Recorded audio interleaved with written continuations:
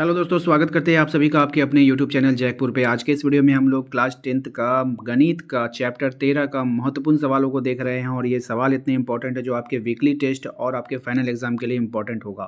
तो चलिए शुरू करते हैं। और यदि आप हमारे चैनल पर पहली बार आएँ तो सब्सक्राइब करके बेल आइकन को जरूर प्रेस कर लीजिएगा ताकि आने वाली हर एक वीडियो का नोटिफिकेशन आपके मोबाइल पर चला जाए। सबसे पहले आप देखोगे यहाँ पे कह रहा है आपसे त्रिज्या 4.2 सेंटीमीटर वाले एक धातु के एक गोले को पिघलाकर त्रिज्या 6 सेंटीमीटर वाला एक बेलन के रूप में ढाला जाता है। बेलन की ऊंचाई ज्ञात करनी है आपको, ठीक है। तो यहाँ अगर आप देखोगे तो यहाँ पे आपसे कहा जा रहा है कि एक त्रिज्या 4.2 सेंटीमीटर धातु का एक गोला है, ठीक है। एक धातु का गोला है, ठीक है। यहाँ पे आप देखो एक धातु का गोला है। इसको क्या किया है ना, इसकी उस समय उसकी त्रिज्या 4.2 सेंटीमीटर थी। इसको पिघला करके 6 सेंटीमीटर ऊंचाई वाला बेलन का एक रूप में ढाल दिया। अब इसको पिघला दिया, अब उसको बेलन बना दिया। बेलन की ऊंचाई ज्ञात करना। अब इसकी बेलन की ऊंचाई कितनी है आपको बतानी है, ठीक है। चलिए अब यहाँ पे देखिए पिघलाकर त्रिज्या 6 सेंटीमीटर, हाँ बेलन का आपका त्रिज्या दे दिया है, इसलिए यहाँ पे देखिए त्रिज्या को डिनोट कर दिया गया है। अगर आप देखोगे बेलन का जो आयतन होगा, जो बेलन का इस बेलन का जो आयतन होगा उस गोले का आयतन के बराबर होगा। क्यों? क्योंकि गोले को ही पिघला कर बनाया गया, क्योंकि आयतन कभी बदलता नहीं है। आप कुछ भी रूप कन्वर्ट करोगे आयतन सेम होगा, ठीक है। तो अगर आप देखोगे तो बेलन का आयतन बराबर क्या होता है, गोले का आयतन होगा। होता नहीं होता है, क्योंकि आपने पिघला करके बनाया है, ठीक है। तो बेलन का आयतन पाई आर स्क्वायर एच और गोले का आयतन क्या 4/3 पाई आर क्यू, ठीक है। दोनों का आयतन लिख दो।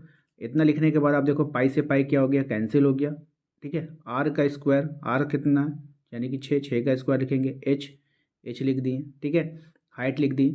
अब यहाँ पे देखोगे 4/3 है, ठीक है, और आर का क्यूब है। तो आर का क्यूब का मतलब क्या हुआ कि आर का क्यूब का मतलब हो गया कि 4.2 को 3 बार लिखिए। तो 4.2 को यहाँ पे 3 बार वो लिखा है, लेकिन वहाँ पे पॉइंट को उड़ा करके नीचे 10 ले लिया है, ठीक है। क्यों? काटने के लिए। अब इतना करने के लिए अब यहाँ पे थोड़ा सा यहाँ पे कटेगा, 3 से कट जाएगा 14 बार में, 14 तिया 42, ठीक है। और 2 दूनी 4 और 2 पंचे 10, ये काट दिया है, ठीक है ना। इतना समझ में आया आप लोगों को। बाकी आप देखो यहाँ पे क्या होने वाला है, यहाँ पे तो जो है ही इधर वाला, नीचे में इधर 5 है। बाकी ऊपर वाली सारी संख्याएं क्या होगी, अभी आपस में गुना हो जाएगी। क्या हो जाएगी? गुना हो जाएगी। आइए देखते हैं कैसे किया है। अब यहाँ पे देखिए उसको गुना करके कितना किया, 36 है, 6 4 36, 6 का स्क्वायर था ना, तो यहाँ पे आ गया। अब यहाँ पे देखिए इन सबको क्या किया, आपस में गुना, ठीक है। ध्यान रखिएगा। अब होगा क्या, यहाँ पर जैसे ही एच का वैल्यू आप निकालोगे हाइट, तो ये 36 कहाँ चला जाएगा, नीचे चला जाएगा, चला गया नीचे। अब देखिए यहाँ पे इनको क्या करना है, अब आपस में गुना करना है, गुना करके डिवाइड करना है, आपका आंसर निकल कर आ जाएगा। अब सिंपल है, यहाँ पे अगर आपको कुछ भी नहीं करना है, आपको और सॉर्ट करना है, तो आप क्या कर सकते हो ना, आप पॉइंट को उड़ा करके नीचे 10 ले लेना, ठीक है। फिर ये भी पॉइंट उड़ा करके नीचे 10 ले लेना, 2 10 हो गया आपका, ठीक है। तो 2 10 आ जाने के बाद क्या हो जाएगा, ये 42 हो जाएगा, ये भी 42, ये 28 हो जाएगा। इसको और छोटा करना होगा तो ये 36 को काटिएगा आप, ठीक है। बात समझ में आए कि नहीं? 4 8 32, 4 9 36, तो 4 से 9 बार में 4 7 28 कट गया। अब 42 गुना कीजिएगा, उसको 9 से डिवाइड कीजिएगा, ठीक है। और 5 है तो 9 9 पंचे कितना हो जाएगा, 45 हो जाएगा। उसको उससे डिवाइड करके 2 जीरो है, 2 जंग के बाद पॉइंट मार दीजिएगा, ठीक है। ये आपका आंसर आ जाएगा। तो इसको आप लोग कर लेना है। उसके बाद जो हमारा नेक्स्ट सवाल है ना, वो काफ़ी इंपॉर्टेंट है आपके फाइनल एग्जाम और वीकली टेस्ट के लिए, तो इसको जरूर से जरूर देखिए। कह रहा है कि क्रमशः 6 सेंटीमीटर, 8 सेंटीमीटर और 10 सेंटीमीटर त्रिज्याओं वाले धातु को पिघलाकर 3 ठोस गोलों को पिघलाकर एक बड़ा ठोस बनाया जाता है और इस गोले की त्रिज्या ज्ञात करनी है। बहुत ही आसान सवाल है, बहुत ही सिंपल है, बहुत ही यूनिक सवाल है। तो ये सवाल को आप बना कर जाना। तीन तीन ठोस, तीन गोला है, ठीक है। तीन गोला का आपको देखिए त्रिज्या दे दिया। इन तीनों को क्या करा, पिघला करके एक बड़का वाला गोला बनाया। इस बड़के वाले गोले की त्रिज्या निकालनी है। बात समझ में? सवाल बस इतना ही आपसे कहा है।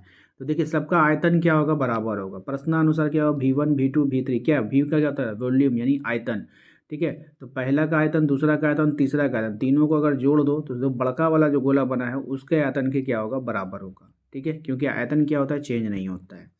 और देखिए यहाँ पे त्रिज्या को R1 R2 R3 और इसको बड़ा वाला R से डिनोट करना है, ठीक है, ताकि आप अंतर कर पाओ।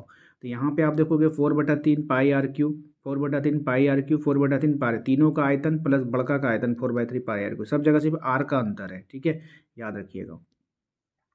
इन सब में अगर आप गौर से देखोगे तो 4/3 पाई सब में कॉमन है। R1 का क्यू, R2 का क्यू, R3 का क्यू, ये अंदर आ जाएगा, ठीक है, इतना आ जाएगा। और यहाँ पर भी क्या है, 4/3 पाई आर क्यू हो जाएगा।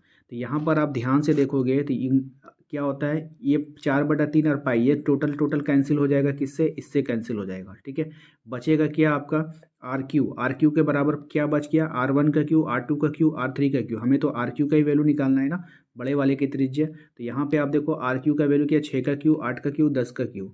ठीक है, 6 का कितना हो गया 216, 8 का हो जाएगा 512 और 10 का कितना हो जाएगा 1000। ये सब वैल्यू कहाँ है, ये पहली त्रिज्या का वैल्यू, दूसरी का और तीसरी का वैल्यू है, याद रखिएगा।